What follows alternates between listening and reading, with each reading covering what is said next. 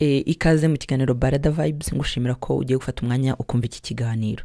Uyu munsi ndagira ngo nibarize abasore ikibazo kimwe cyangwa se bibiri.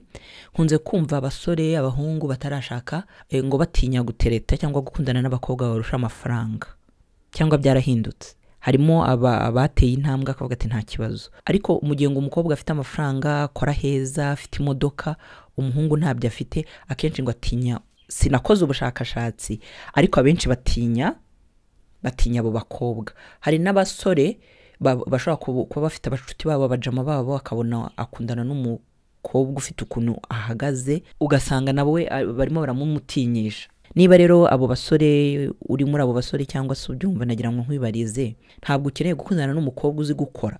None se azatangira gukora ari uko mubanye? Oya, nibaza ko akeneye kubitangira kare. None se niba uteganya kubana nawe, ntukeneye umuntu muzashyira hamwe mugafashanya mukiteza imbere? Kuki utinya uwakoze akaba afite amafaranga ye uri muri iyi minsi? Ikindi kintu mujye mubireba, ugasanga umuntu ariga, afite ibiraka, ariga, afite business, ariga, afite ahantu hakura ayo mafaranga, nk'uko n'abahungu bimeze. Iyo urebye n'abo bakobwa bafite amafaranga, hari imyaka baba bagejejemo, ntabwo aba yarakoreye amabuye, byanze bikunze aba yarakoreye amafaranga akifata neza. None se mushaka ko umuntu akorera amafaranga akayabika akayahisha ngo kugira ngo batamutinya? Oya, niba akeneye kugenda n'imodoka azayigura kuko ayishoboye, niba ari business ayikore, niba ari ukwambara neza abyambaye, niba ari kujya muri vacances ajye muri vacances kuko afite amafaranga. Bahungu rero ntimukajye mubatinya cyangwa ngo mwumve mufite akantu kaga complex. Uyu munsi ikinyejana tugezemo ni ukuvuga ngo niba ukora uri umuhungu ukazana 50, n'umukobwa agomba kuzana 50. Iterambere niho tugeze, ntimukajye mufata iterambere ngo murifate igice kimwe. Ndimo ndabwira abo bireba, niba wumva koko ngo umuntu ufite amafaranga gusuzugura, ahubwo uzajya ureba niba atari wowe ufite complex ukuntu. Niba musohotse uyu munsi ukagura, ejo nimusohoka uwo mukobwa mukundana nawe azagura. Niba musohotse, kuki mutagabana facture? Ntago kwishyura buri munsi gusohokana umuntu aricyo cyerekana ko uri umugabo. Oya, ahubwo ako kantu ko gucisha make nawe akishyura mukagabana facture ntabwo agusuzugura. Hanyuma mbwira abakobwa, niba wumva yuko umuhungu musohokana akishyura buri munsi ari bwo bugabo, nawe uba wibeshye. Cyangwa ukumva ko uzajya uhora urya amafaranga ye wowe atarya yawe, kandi nawe ukora. Kubera iki? Niba umwe muri mwebwe adakora, umwe yamugurira. Ariko niba mukora mwese mugabane. Ni nacyo kintu njya ntekereza nkavuga nti, nk'abantu mugiye gushaka, abajene mugiye gushaka, ntabwo umwe agomba kwikorera umutwaro wose ngo undi abari aho ngaho. Cyane cyane ku bakobwa, ni gute umuhungu azakugurira ikanzu y'ubukwe niba ari ukuyigura, niba ari ukuyikodesha, kandi nawe ukora?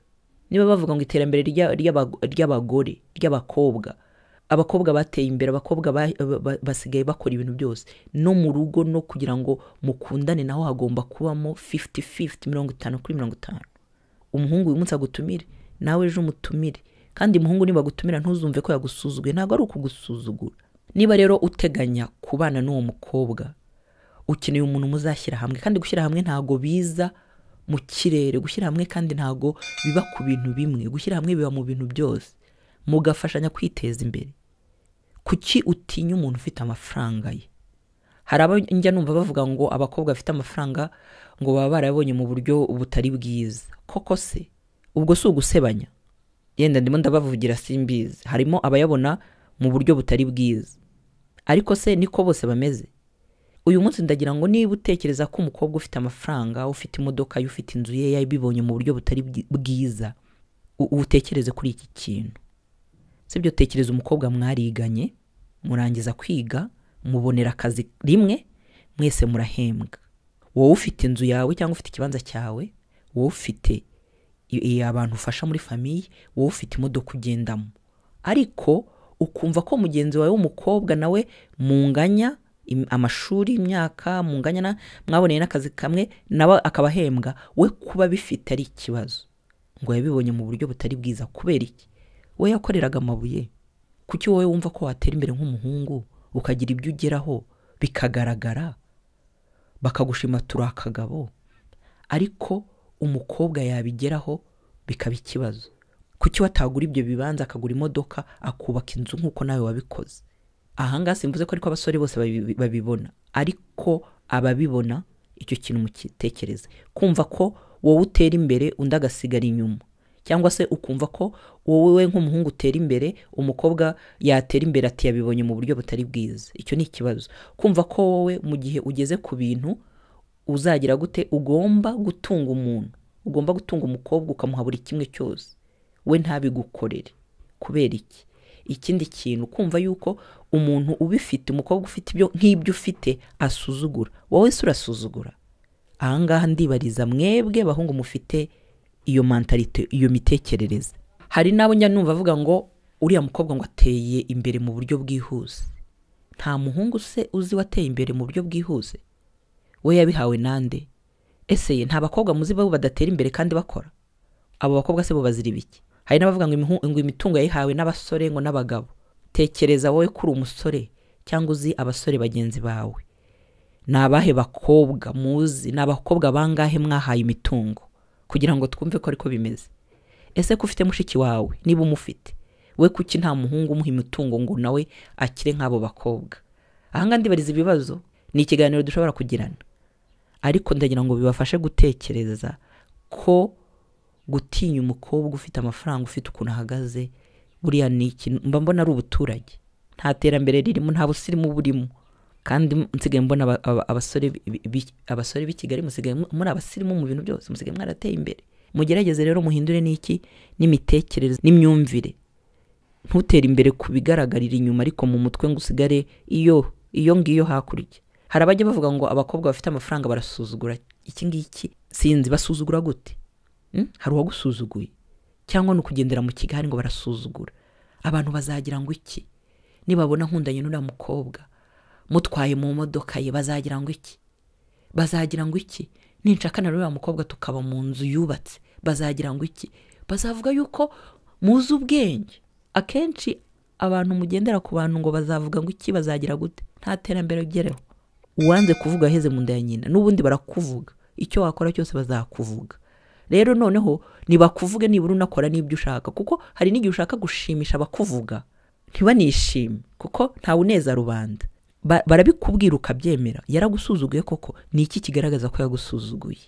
Ahangaha rero ngewe ntekereza ko uko kuvuga ngo sinakundana n'umuhungu, sinakundana n'umukobwa ufite amafaranga ngo yansuzugura, aho ngaho ni ukwiyemera no kwihagararaho bidafite ahantu bizakugeza. Ibyo byataye mode rwose. Hari noneho n'ikindi kimbabaza, wanga ibigaragara, wanga kujya mu nzu, wanga kujya mu modoka y'umukobwa, ariko umukobwa niwe ugira gute? Iyo mukodesha niwe yishyura, niwe uhaha mu rugo, niwe wakira abashyitsi, niwe ukugurira imyenda. Kuki ibyo utabyanga? Niba wanze kujya mu nzu kuko abantu bazakuvuga, kuko bazi ko muba mu nzu y'umukobwa, nimugera no mu rugo umugore ntazahahe, uzahahe kuva kuri buri kimwe cyose, wihagarariho wiyemere kugeza kuri finali. Nimujya muri ya nzu umukodesha, uyikodesha 100%. Ntazagira amafaranga y'umukobwa yinjira mu rugo ngo kugira ngo batakuvuga. Bakuvuga iki? Bakurebaho iki? Ese ubundi ninde ushinzwe kukwinjirira mu buzima bwawe? Ninde ushinzwe guha raporo y'uburyo amafaranga ufite aho ava, aho uko byagenze? Ko ari ibyo ngibyo nsigaye mbona byica ubuzima hano hanze. Hanyuma rero mu kuvuga ngo umuntu aragusuzugura, banza wicara urebe ansuzuguye ate. Hari n'igihe kubera ubu complexe n'ubuntu bw'ubuturage abantu baba bifitemo, usanga ni uwo mukobwa afite amafaranga koko, afite ukuntu ahagaze n'iki, yatanga igitekerezo umuhungu agasimbuka turansuzuguye kubera amafaranga ufite.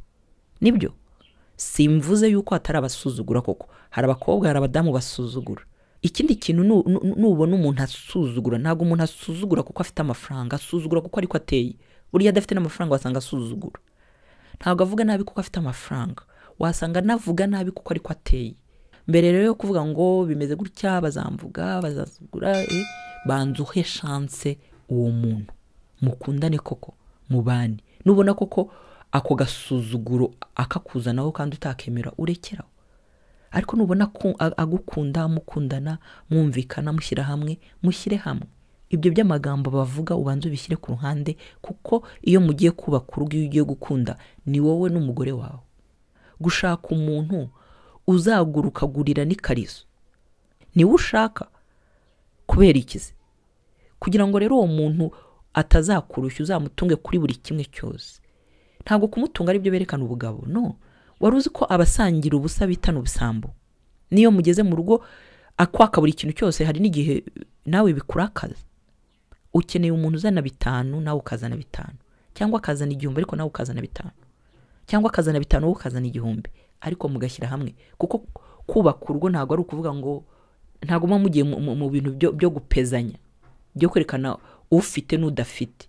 Uyu munsi hari ibice bibiri mbona. Hari abavuga ngo umuntu ngo afite amafranga arasuzugura sinamushaka, akaba none nuza nta kindi kinagendereye, ari kaje, nta rukundo rurimo.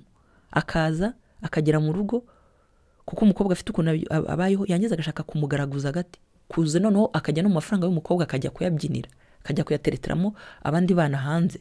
Ibyo bintu rero reka mbabwire nti, niba ukunda umuntu koko nawe akaba gukunda, mwikundanire, mubane, mukore, mukireka have. Rero baho ubuzima bwawe wiberaho abandi ngo wirengagize urukundo. Nkwibutse ko uwanze kuvugwa yaheze hehe, yaheze mu nda ya nyina. Nkwifuriza ibihe byiza kandi nkwifurize guhitamo neza.